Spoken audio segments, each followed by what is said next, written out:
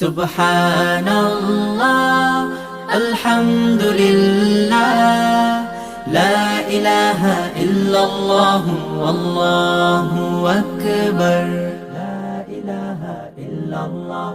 লা ইলাহা ইল্লাল্লাহ আল্লাহু আল্লাহু আল্লাহু আল্লাহু আল্লাহু আল্লাহু